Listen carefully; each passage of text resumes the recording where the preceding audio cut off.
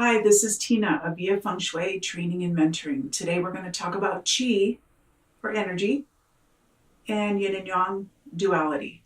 So let's get started.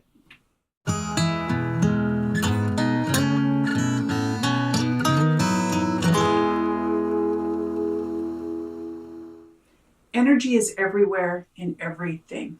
We can't get away from it. It's what we are, it's who we engage with, it's the space and time that we live in. So we have to understand this. We have to kind of, even if we're not quantum physicists, we need to kind of embrace and understand this whole idea that really we're just a bunch of molecules, bumping into one another. Sometimes we're bombarded and we're crashing, and sometimes we're just slower and we're just, kind of hoping something's going to come by and set us onto another course. And sometimes we're really active and we're going with the flow and the creation of something, some idea or momentum or a cause, and our energy's moving and rushing forward. There's so many different types of energy. There's extreme energies and there's neutral energies, there's volatile energies, there's joyful energies. So as a Feng Shui practitioner, whether you're training to be a certified Feng Shui practitioner or you're wanting to understand Feng Shui and how to use it in your life to make some change, we have to know this energy part. We have to know one of these three basic core concepts that really sets us a good foundation of what a good Feng Shui practitioner can understand and use as a tool. And the first one is understanding that everything is energy. Simple enough, right? Energy is everywhere. Everything emits a frequency or a vibration. And we need to be aware of this. We need to be aware of the obvious energies that we're walking into. Say, for instance, when you're leaving the movie theater and you walk out into the daylight, it's such a different energy, right? It takes a second or a couple minutes for our energy to acclimate to that new shift, right? It's brighter, it's warmer, whatever it is, it's a shift in energy. And shift happens, and sometimes it happens quicker than we want it to, or not as quick as we want it to, but we have to be aware of those kinds of energy. The energy shifts when somebody walks into the room and they're carrying a different energy than the room was carrying. If there's a room full of people, grieving, and a rambunctious toddler comes in, that toddler is going to shift the energy. We don't always know how it's going to shift, right? Because we all come with our own imprinting and our own baggage and our own day and whatever happened to us to get to this point. Some of us get triggered by that kind of energy. Some of us, appreciate and welcome that shift of energy. It's like, oh, finally somebody's lightening this mood up. There's so many variables and so many ways that we can look at the energy. And as a Feng Shui practitioner or as a Feng Shui student, you're going to want to, put on those Feng Shui eyes, that lens, and interpret the energy of the space. Interpret the energy of the person that you're talking with, that you're consulting with. Or even when you're speaking with your husband or your boss or your child. We don't want to manipulate, but we want to observe. We want to observe the body language, the eye rolls. We want to observe when they're engaged or when they're not getting it or they're not hearing you, or when they do get it, or when they are engaged and they're happy. Those are the things that we need to pay attention to. Like I said, some are very obvious, some not so obvious. They're very subtle. They show up as a cough, or an irritant, or just a frustrating mood. Maybe we come home and it's like, gosh, my day was really well, but now I'm just feel not motivated. I thought I had all these things I was going to get done today, and now I'm feeling like I just want to be a couch potato. What's happening to the energy that you can go from being highly motivated? Did something happen on the way home? Or is there something that's happening in the home that when you walk through that door, your energy changes?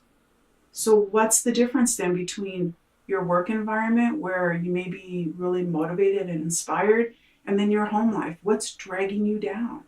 It could be obvious energies. It could be obvious, there's so much to do here. I've got so much clutter. I've got so much paperwork or so many children to deal with.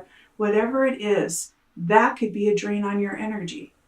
Or it could be something more subtle. Maybe there's energies in the home that we don't see that are infecting us, that we're not realizing what's happening.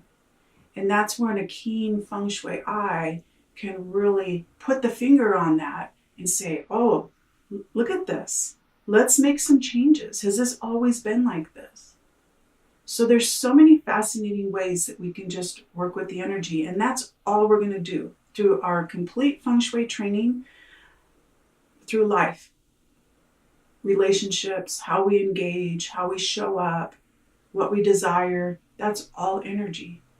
So that's number one. That's the first core concept, that I believe that when you grasp that sense of energy, that we can really, do any kind of Feng Shui and be successful at it, really. So let's take that energy aspect into another level. And that's the second core concept, duality.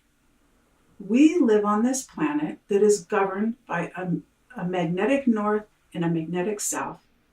Those are energetic pulls that pull on our energy.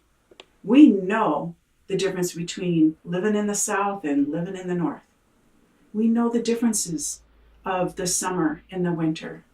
There's so many differences that are so obvious to us.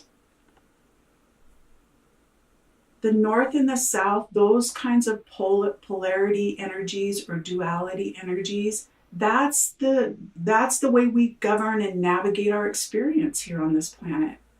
Are we male or female? Are we living in the past or the future? Are we on the left side or the right side? Do we believe or not believe? These are the extremes that we get to learn to navigate. And there's a lot of times when we've got somebody that's trying to pull us into their world, into their extreme. So many of us these days want to just sit on the fence. But can I have both? Can I just, meet in the middle somewhere? It's tough when there's so many people that are picking sides. They want you to believe in them because we've lacked our own energy as a whole on this planet, lacks the security and the confidence to stand up for themselves and the integrity of what they believe in and the authenticity of that. So we are so external that we seek outside of ourselves to figure out who we are and where we belong and how we should be raising our children or running our business or how many times a week we should be intimate with our partner. We're looking externally rather than connecting with what's the energy that I bring? Where do I sit on that spectrum of extremes, between this or that? Where do I sit in there? Where's my pendulum and where do I want to be dropped off? It can be a bit challenging, especially in days like these when things are very extreme. You're getting tugged to the far right or the far left these days. Or to be a believer or a non-believer. Even the male-female energy is changing, where people are trying, okay, how can we bring those together? Can I be in a male body but then have these inner feelings of this feminine soul? Or can I be both? There's so many variations that we really get to observe and appreciate and value, that each one of us is bringing such a unique experience and a unique vibration to the collective vibration that we are here on this planet. It's such a fascinating time to be here and to be alive. Quantum physics is really bridging, science and spirituality, ancient spirituality, where we're starting to realize the power of prayer, the power of intention, the power of positive thinking. It's all energy, right?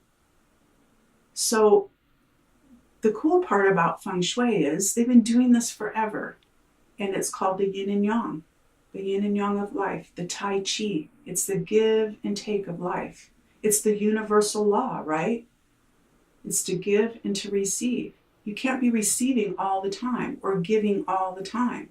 There has to be an energy exchange for the cycle of life, for the energy to come full circle and to feel complete. So yin and yang, we're going to look at that. So the yin and yang symbol, most of you have seen that. The yang in the correct, because they're, you'll see them oriented in different, positions, when you pull up, an image on a book or on the internet or whatever. But typically in a creative, positive image, in the symbol of the yin and yang symbol, the yang energy is coming up on top, and that's the white part of the yin and yang symbol. It's the sun rising above. It's creation. It's time to wake up and be active, to take on life, to be assertive and step forward into what I'm about to be today. That's what the yang energy is about. It's male energy. It's creation. It's external. So the yin energy is the feminine part that comes underneath. That's the nighttime. That's when we're quiet. That's when we're still and we're contemplating. We're doing our inner work. That's the feminine quality of the yin and yang symbol. So we've got the yang and the yin. And you can see in that yin and yang symbol, it's very clear lines. There's no blur between what's male and what's female, but you can see in the yin and yang symbol that there's a little bit of each. So in the white yang symbol, there's a little bit of yin in there. There's a black circle in there to show that within, even though you're a masculine energy, within you, you may have compassion. You may have a sensitivity. You may have those moments when you can go inside and work on that inner self. Just the same with the yin symbol. We've got that feminine energy that sits underneath and supports, but then there's a sense of assertiveness and outspokenness. And yes, I can do this, and I can protect myself and stand up for myself. So the lines aren't blurred, but we have to know where we are. How assertive am I? Am I too assertive and I know there's times when I need to pull back and shut up? Or are there times when, I need to speak up more. I need to be heard. I've been too quiet for too long. Once again, we're just talking about energy, right? The energy of the feminine, the energy of the quiet and the stillness, or the energy of creation. So the full circle, when it starts to rotate then, in clockwise rotation, like this for you, the yang can switch positions with the yin. It's just like the seasons. It's just like the day. It's the coming and going. It's the ebb and the flow of life. So let's take this. That was the second concept. So the first concept is understanding that everything is energy. The second is the duality of it. The duality of that energy, the extremes of it, and then that huge spectrum in between. Where do you lie on that? So we can look at this, and we're going to look at this in another way, and that's really interpreting what the words Feng Shui means. They literally mean wind and water. Water is the energy that we can observe. We can see water changes. We can see it freeze. We can see it evaporate. We can see huge waves that we can't keep our head above. And we can see the stillness of it, where it's more reflective and more approachable. So water, being in the words Feng Shui, it's the seen energies. It's the obvious. It's walking into this space and it's like, I see the clutter. I see the problem. Or I hear what you're saying. It's quite obvious that there's a communication breakdown. Or you're not feeling like you're being heard. Or you feel like you're being walked all over. Or you're being too aggressive and you're burning bridges. That's a seen energy. So the other part of the word Feng Shui, or the name Feng Shui, is wind. Both moving energies, right? Water moves, wind moves. We don't see wind, but we can feel it. We know it's there when we can see it, the wind is blowing, right? Or the furniture's flying across the yard. But it's an unseen energy, and it can be really, really subtle. It can be just a slight breeze. enough to just cool the temper or the temperature. Or it can be enough to just really shake things up and destroy things so that we have to do something different. Then when you put the Feng Shui together, the wind and the water, then we can really travel. Then we can really, get our compass out and navigate. Where are we going to go? And sometimes we have to barrel through that storm. We know the storms are brewing. We know it's coming. But we tighten up the sails, we hold on, we prepare. And we can do that through Feng Shui. We can do that by looking at somebody's Chinese astrology chart, their Bazi chart, to foresee those things that are coming, to see when a shift is going to happen so that we can be prepared. Sometimes we can ride through that storm and it's like, okay, we've got everything in place. And it's like, okay, I learned some valuable things. I learned, I've got to bring these kinds of people with me next time. Or I have to lighten my load and not carry this kind of stuff with me through the next storm. Sometimes it's just, it's a gentle wind that's going to push us across the surface. It's just going to guide us. And sometimes there's many of us, I'm included, we want to dig in, put the brakes on and resist the current, resist where the wind is wanting to take us. It's not easy to go with the flow or let the wind take you wherever it wants to take you. But sometimes surrendering into that, and that's a bit about what Feng Shui is. When that client gives you a call, there's a sense of surrender. There's a sense of, I need help. I can't steer this ship anymore. I don't know where I'm going because I keep crashing or I keep, burying myself. I'm underwater. I don't know what to do. So sometimes we need to surrender into the energy and not be so resistant or not be so narrow-minded in thinking that this is where we belong and this is how it's going to play out. Because energy is constantly changing. I can hold really good intentions here in my home, in my office, about being really successful in, wanting to co-create, going on a family vacation or having this many clients or this many students a year. But I'll tell you what, as soon as I get in my car and I drive down the street past the house that's going into foreclosure or the family that's going bankrupt, our energies have touched. It's going to shift my energy. So I got to stay on course and I got to stay above that so that I don't get sucked in. And that's how subtly our energies can be shifted. How subtle it can be that we're just, drove through a bad neighborhood or just got, cut off by somebody with a really bad attitude. They've just influenced our energy. And that's why we get so caught up in that kind of energy. That's why that's why road rage gets so worked up, because there's energies that are combative. They're bombarding with one another and they're wanting to fight one another.